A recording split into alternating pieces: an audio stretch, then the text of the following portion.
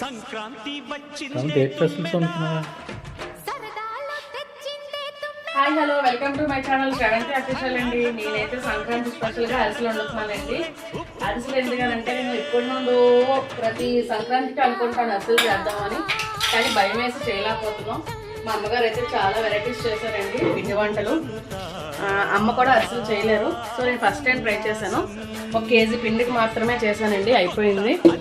ఇదిగోండి చాలా బాగా వచ్చినాయి అరిసెలు కూడా, చాలా మెత్తగా చక్కగాను నేతి అరిసెలు ట్రై చేశాను. బట్ బాగా వచ్చాయి, ఏం లేదు, సింపుల్గా ఒకళ్ళం కూడా చేసుకోవచ్చు. కాకపోతే ఎక్కువ చేస్తే మట్టుగా ఎవరో ఒకరు హెల్ప్ ఉండాలి, తక్కువకైతే అవసరం లేదు. నేను ఒకదాన్నే చేస్తున్నానండి.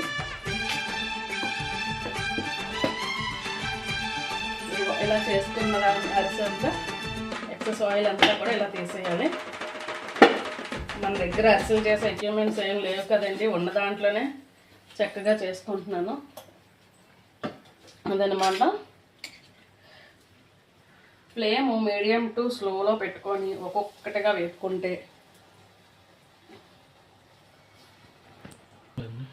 ఏమంటే అరిసి చక్కగా ఇలాగా పొంగుతుంది. చిన్న మంట మీద వేపుకొని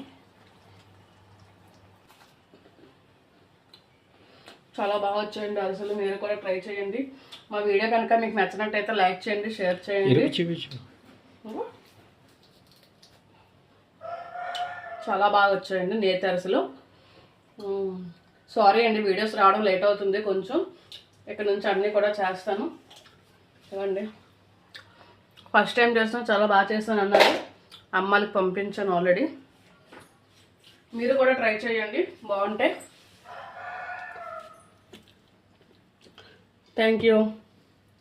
పెట్టే